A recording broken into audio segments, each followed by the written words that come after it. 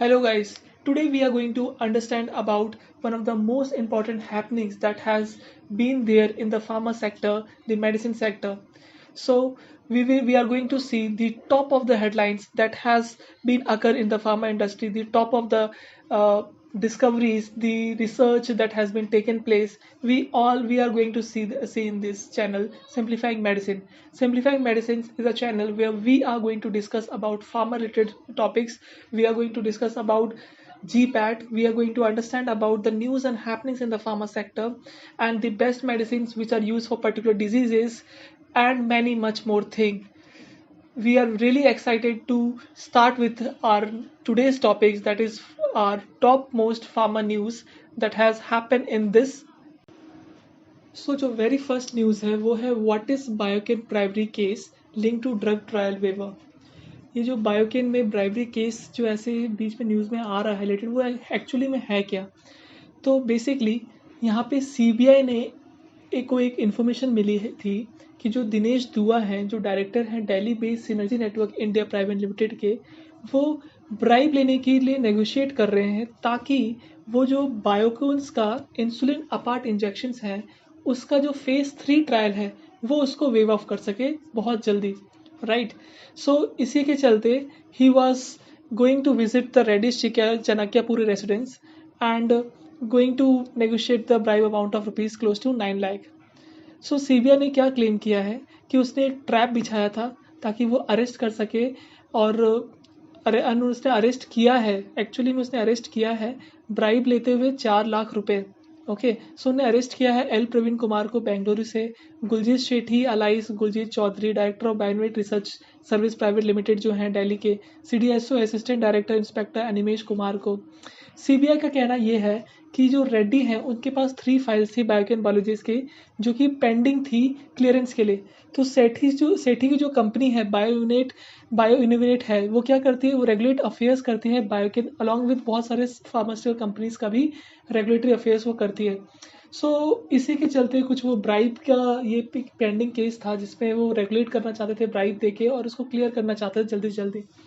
बायोकेन ने हालांकि जो उनकी जो किरण माजूदार सौ है जो वहाँ के हेड है, तो उन्हें डिनाई कर दिया है बाइबरी एलिगेशन की। एंड जो भी इनका कहना है कि जो भी प्रोडक्ट अप्रूवल्स होते हैं वो साइंस और क्लिनिकल डाटा के आधार पे होते हैं। सो ये जो भी बता रहे हैं कि एस्पार्ट इंसुलिन इंजेक्शंस के बारे में, ये सब बिल्कुल सही नहीं है, उनका ये कहना है। हमारे लिए क्या इंपॉर्टेंट है, हमारे लिए इंपॉर्टेंट है यहाँ पे फेज़ 3 ट्रायल्स को समझना कि फेज़ 3 ट्रायल क्या होता है और बायोकेन इंसुलिन अपार्ट इंजेक्शंस क्या होते हैं। ओके, बिकॉज हम देखेंगे तो एग्जाम में एक्चुअली में जो चीज़ हो रही है उन पे क्वेश्चंस आ जाते हैं। So basically if you see about phase 3 clinical trial, right, सबसे पहले कौन सा होता है, सबसे पहले होता है प्री क्लिनिकल ट्रायल्स, जिसमें क्या किया जाता है कि कोई भी नया ड्रग जो है वो किस तरीके से काम कर रहा है। फिर फेज़ 1 होता है जिसमें क्या किया जाता है, safety and dosing of drugs को ध्यान रखा जाता है। और इसके बाद अगर फेज़ 1 क्लियर हो जाए तो उसके बाद ह्यूमन टेस्टिंग के लिए अप्रूवल दिया जाता है, राइट। फेज़ 2 के अंदर जो कि 5 to 15 ईयर्स का नॉर्मली देखा जाता है अगर है, तो इसमें क्या है, exploring the effectiveness of drug का किस हिसाब से इफेक्टिवनेस है, कितना इफेक्टिव है ड्रग, उसको चेक किया जाता है। और फेज़ 3 में क्या होता है, फेज़ 3 में ड्रग की सेफ्टी और इफेक्टिवनेस कंपेयर की जाती है और करंटली अवेलेबल ट्रीटमेंट्स के अंदर, राइट, जो करंटली ट्रीटमेंट्स अवेलेबल है उनके लिए, तो उनके कितने वो जो मेडिसिन बनाया जा रहा है, डोसेज जो कंप्लीट किया जा रहा है वो कितना सेफ है, कितना इफेक्टिव है, राइट। उसके बाद एफडीए अप्रूवल देता है और बताता है कि येस ये इतना सेफ और इफेक्टिव है, सो आप इसको मार्केट में लेके जा सकते हो। एंड फेज़ 4 जहाँ पे वो दवाई जो है, पर्टिकुलर ड्रग जो है वो ऑलरेडी मार्केट में आ चुकी होती है और मार्केट के अंदर इवॉल्युएट किया जाता है ड्रग को टाइम टू टाइम में बहुत लार्ज नंबर ऑफ पेशेंट में कि वो किस हिसाब से काम कर रहा है, राइट। सो ये हम समझना हमारे लिए इंपॉर्टेंट था। केस क्या हुआ है, ब्राइबरी का केस है, ये वन पार्ट ऑफ इट है, बट हमारे लिए क्या इंपॉर्टेंट है, क्लिनिकल फेज ट्रायल्स को समझना, राइट। एंड दूसरी thing that is insulin apart injections क्या होते हैं। इंसुलिन अपार्ट इंजेक्शन अगर आप देखोगे तो ये एक मैनमेड वर्जन है ह्यूमन इंसुलिन का। ओके, बेसिकली करता क्या है, ये रिप्लेस कर देता है आपके ब्लड में जो इंसुलिन प्रोड्यूस किया जा रहा है, जो आपका ब्लड जो इंसुलिन प्रोड्यूस कर रहा है, राइट, जो नॉर्मली आपके ब्लड में जो इंसुलिन प्रोड्यूस हो रहा है उसको रिप्लेस कर देता है। ऑल्सो ये हेल्प करता है शुगर को आपके ब्लड से ले जाकर डिफरेंट अदर टिश्यूज़ के अंदर यूज़ कर सके उसका उस शुगर का, ताकि वो एनर्जी के फॉर्म में यूज़ हो, राइट। और ये ऑल्सो स्टॉप करता है लीवर को प्रोड्यूस करने में ज़्यादा शुगर को। सो इस काम में इंसुलिन अपार्ट इंजेक्शन आता है, और इसी के फेज़ 3 ट्रायल्स के लिए यहाँ पे नेगोशिएशन चल रहा था, और एक ब्राइबरी केस जो सामने आया है। ये एलिगेशन कितने सही हैं कितने गलत हैं ये हमें नहीं पता है, बट हमारे लिए क्या इंपॉर्टेंट है मैंने आपको एक्सप्लेन कर दिया है। So the second news that we can see here is government has launched 3 schemes for pharma sector MSME. What is MSME? It is micro, small and medium enterprises in the pharmaceutical sector. We can see it right now. Okay. So basically एक event के अंदर union minister Mansukh Mandaviya ने एक scheme बताई है जो कि pharma sector के लिए है, ताकि फार्मा सेक्टर के अंदर टेक्नोलॉजी का अपग्रेडेशन हो सके, कॉमन रिसर्च सेंटर्स के लिए रिसर्च सेंटर सेटअप किए जा सके, डिफरेंट ट्रीटमेंट प्लांट्स, ताकि better effluent treatment plants clusters में सेटअप किया जा सके, ताकि ये MSME जो मीडियम और माइक्रो स्मॉल और मीडियम इंटरप्राइजेस हैं उनको एक प्रोग्रेसिव ग्रोथ मिलेगा, उनको एक स्टैंडर्ड, उनके लिए एक स्टैंडर्ड बनेगा जो कि ग्लोबल मैन्युफैक्चरिंग स्टैंडर्ड के लिए बराबर होगा। सो इस स्कीम में है क्या?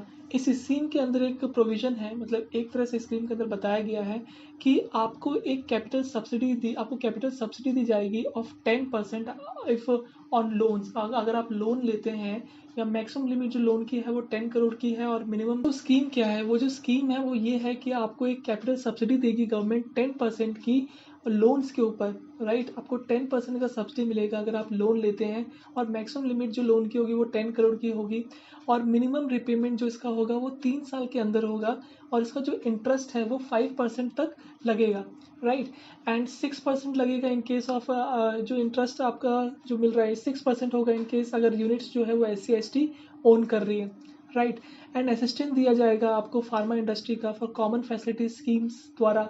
कॉमन फैसिलिटी स्कीम के द्वारा आपको असिस्टेंट दिया जाएगा फार्मा इंडस्ट्री के लिए, ताकि वो स्ट्रेंथन कर सके आपके फार्मास्यूटिकल क्लस्टर्स को, राइट। क्लस्टर्स मतलब ग्रुप ऑफ कंपनीज या ग्रुप ऑफ फार्मास्यूटिकल इंडस्ट्रीज का जो एक मेन फॉर्मेशन हो रहा है, राइट, ताकि उनके सस्टेन ग्रोथ, मतलब उनका एक लंबे टाइम तक एक ग्रोथ मेंटेन रहे। ओके, अप टू 70% आपको जो है कॉस्ट जो है वो अप्रूव किया जाएगा आपका, अप टू 70% जो प्रोजेक्ट का कॉस्ट है उसमें आपको अप्रूवल मिल जाएगा, या 20 करोड़ के लिए तक। जो भी कम है उसके हिसाब से आपको एक तरह से गवर्नमेंट के द्वारा कॉमन फैसिलिटी स्कीम के थ्रू आपको एक असिस्टेंस मिलेगा। ओके, अगर आप हिमालय या नॉर्थ ईस्ट रीजन के अंदर रह रहे हैं तो जो ग्रांट होगा वो 20 करोड़ रुपीज़ होगा, या तो 90% जो भी आपका प्रोजेक्ट है उसका 90% ऑफ द प्रोजेक्ट कॉस्ट के हिसाब से वो देखा जाएगा, राइट। उस हिसाब से आपको असिस्टेंट प्रोवाइड किया जाएगा गवर्नमेंट के through. And medical devices promotion और डेवलपमेंट स्कीम्स के थ्रू, अगर हम फार्मास्यूटिकल इंडस्ट्री के अंदर medical devices and promotion development scheme जो लॉन्च हुआ है उसमें ये बताया गया है कि जो इम्पोर्टेंस है इंडियन फार्मा इंडस्ट्रीज़ का और मेडिकल डिवाइसेस इंडस्ट्री का, उसको एक इम्पोर्टेंस दिया जाएगा। कुछ जो डाटाबेस जो है फार्मा और मेडिकल डिवाइस के, उसके लिए वर्क किया जाएगा, उसको बढ़ावा दिया जाएगा, ताकि एक ग्लोबल स्टैंडर्ड सेट किया जा सके, ग्लोबल मैन्युफैक्चरिंग स्टैंडर्ड्स को मेंटेन किया जा सके, ताकि इंडिया की जो फार्मास्यूटिकल सेक्टर है, इंडिया की जो मीडियम स्मॉल और माइक्रो स्मॉल और मीडियम इंटरप्राइजेस है, वो एक ग्लोबली लेवल पर एक बहुत ही अच्छा परफॉर्मेंस दे सके और फार्मा सेक्टर ग्रोथ हो सके।